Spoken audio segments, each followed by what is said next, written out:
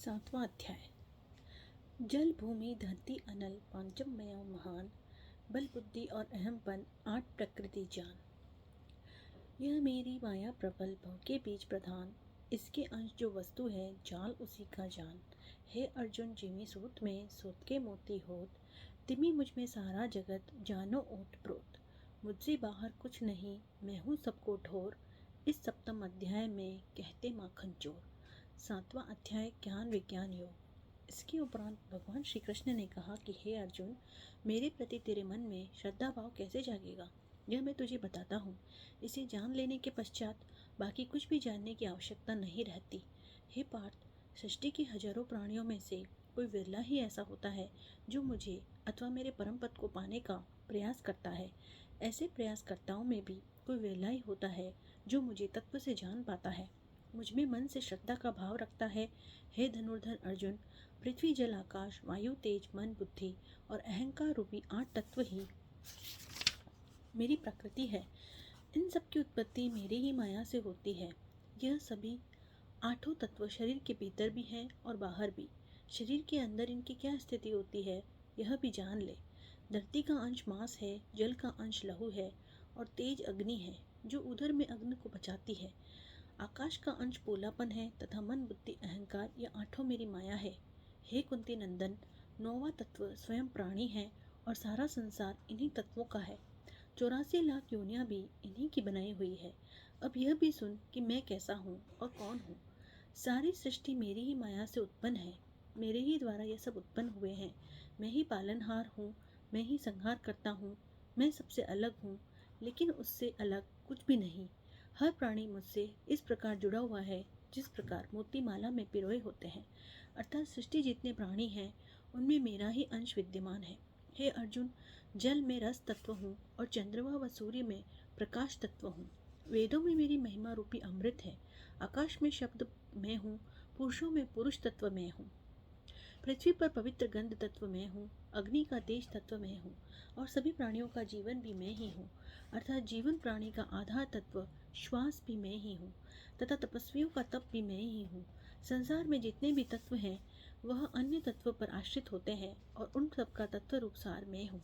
हे धनंजय, सृष्टिगत जितने भी प्राणी हैं इनके रोम रोम में तू मुझे ही समझ। तेजस्वियों का तेज, बलवानों का बल और बुद्धिमानों का बुद्धि मुझी से है।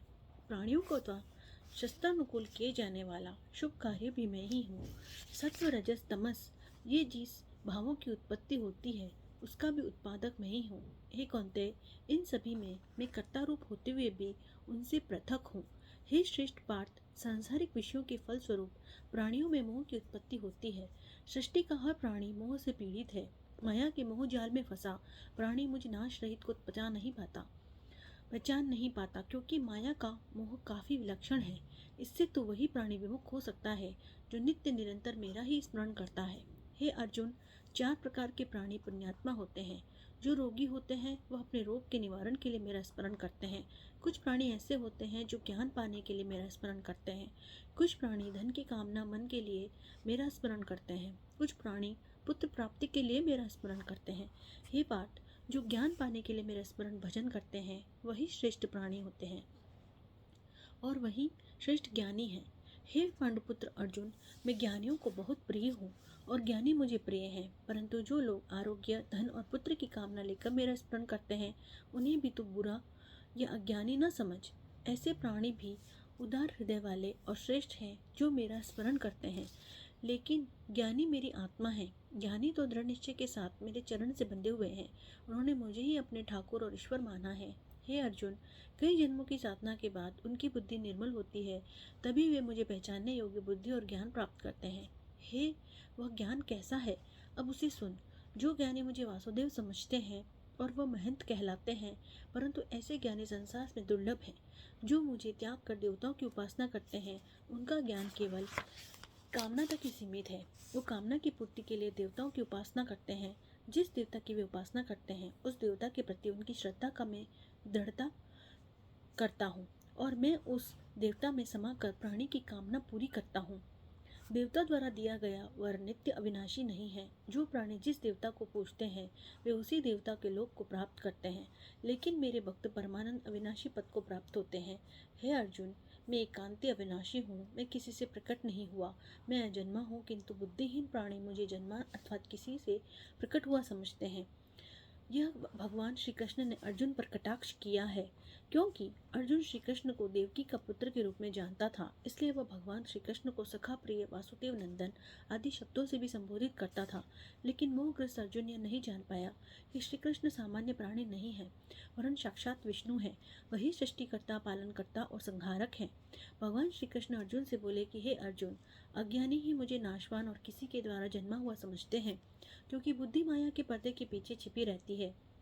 हे कुंती पुत्र, मैं अतीत, वर्तमान और भविष्य के प्राणियों से भली प्रकार परिचित हूँ, लेकिन जिस प्राणी में मेरे प्रति श्रद्धा नहीं होती वह मुझे जानता ही नहीं है।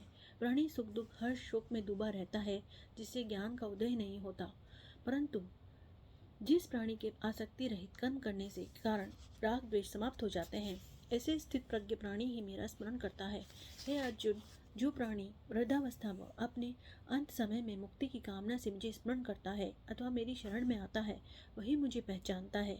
जो प्राणी मुझे अध्यात्म और कर्मकर्ता के रूप में जानता है, वह प्राणी इस भाव से जानता है कि अधिदेव, अधियज्ञ और भगवान वासुदेव ही है।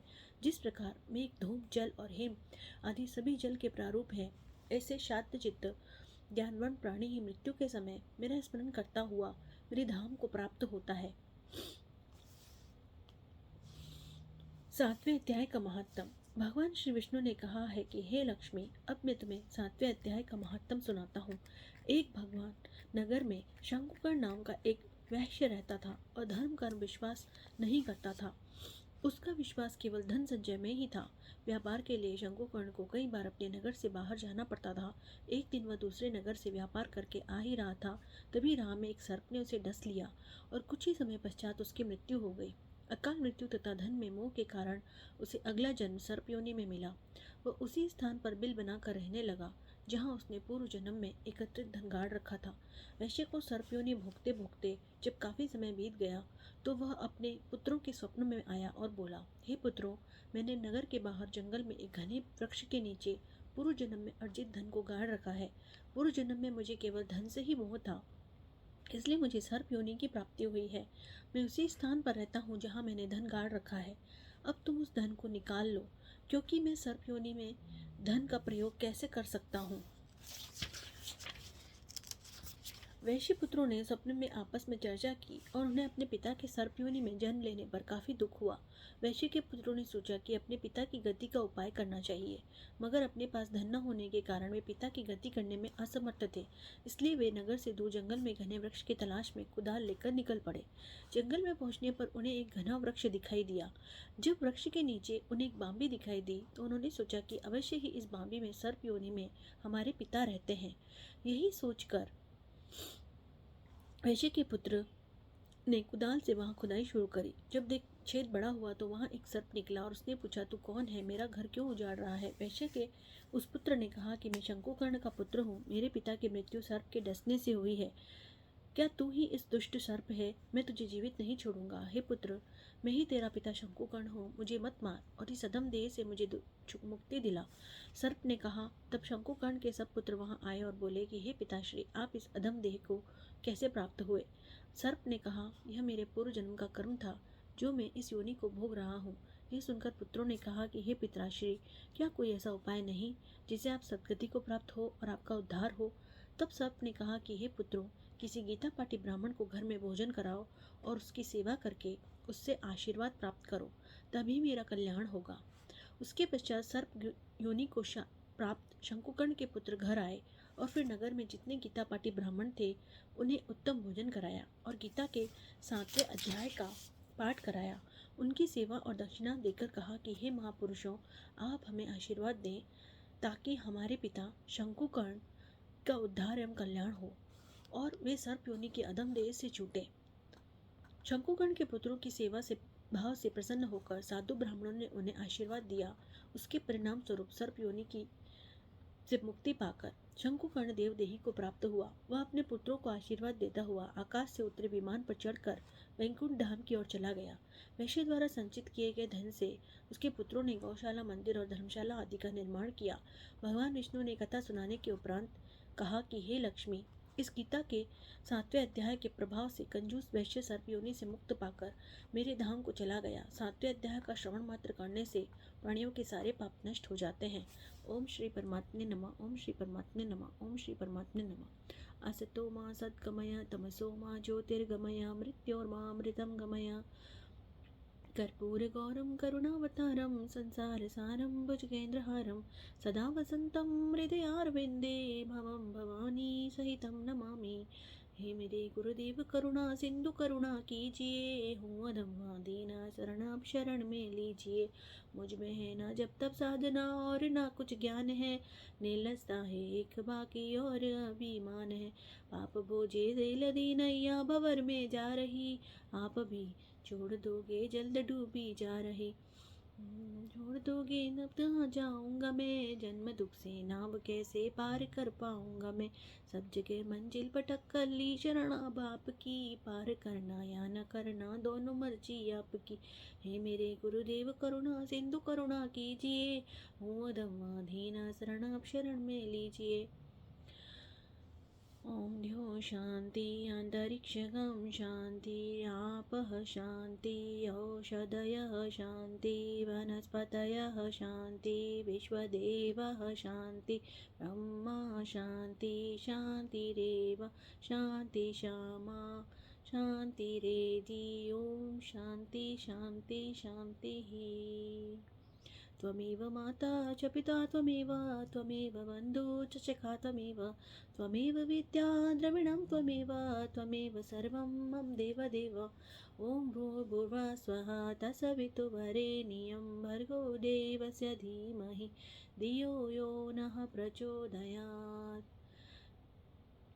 श्रीरामचन्द्र कृपालु भज मन हरण भव भय दारुणं नवकञ्जलोचन कञ्जमुखकर कञ्जपद कञ्जारुणं मनुजाहि राचेहु मिलहि सोवरु सहज सुंदर सावरो करुणानिधान सुरजनशील स्नेह जानत रावरो। जय भाति गौरी असीस सहित हिय हर्षि अली तुलसी भवानी पूजी पुनि पुनि मन मंदिर चली। ओम शांति शांति शांति ही।